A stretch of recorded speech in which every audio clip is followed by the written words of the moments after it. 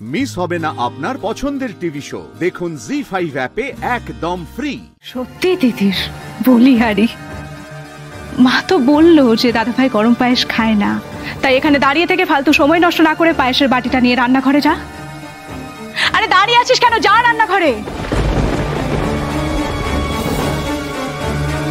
তিতির দাঁড়াও।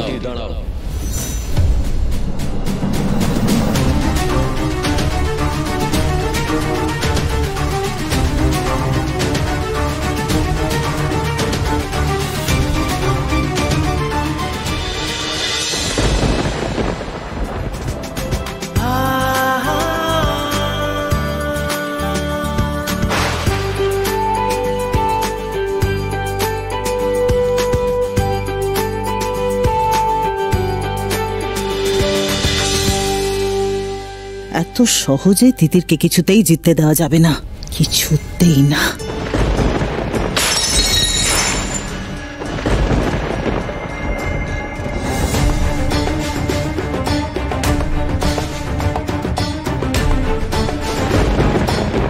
আমি এত যত্ন করে ভালোবেসে তোমার জন্য পায়েস রান্না করলাম নিজের হাতে, আর তুমি তোমার মায়ের বানানো পায়েস না খেয়ে তুমি দিদির হাতের বানানো পায়েস খেলে। কেন কেন বেটা, কেন বেটা সোম? মা প্লিজ। দিদি পাগলামো করুন না, চলো চলো ঘরে চলো আমার সাথে, চলো। না না দিদি চলো না, আমি যাব না। আমার সোম যাই করুক না কেন, আমার বেটার জন্মদিনটা হয়ে যাক, তারপরে তো আমি চিরকালের জন্য এই বাড়ি ছেড়ে চলেই যাব। অতি উত্তম। পায়েসটা দিদি যা গন্ধ বেরোচ্ছে না, আমি নিজে লোভ সামলাতে পারছি না। একটু দে।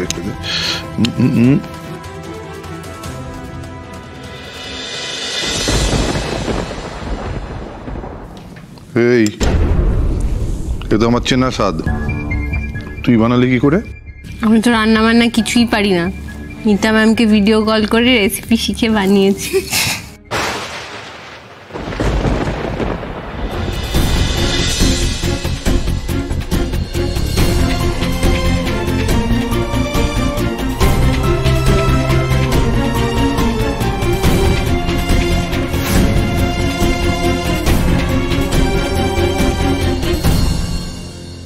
ও বুঝেছি, তার মানে এটা তোমাদের প্ল্যানিং ছিল।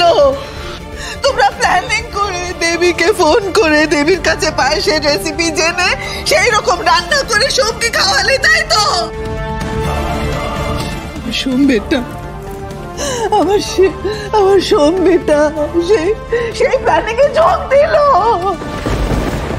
যাকে যা আবার হয়ে গেছে, তুমি আর কান্নাকাটি করো না। শোনো, আমি তোমাকে বলি কি, আজ তো সোমের জন্মদিন, হ্যাঁ, আর তুমি কি বলেছিলে যে সোমের জন্মদিনের পর তুমি চলে যাবে এই বাড়ি ছেড়ে।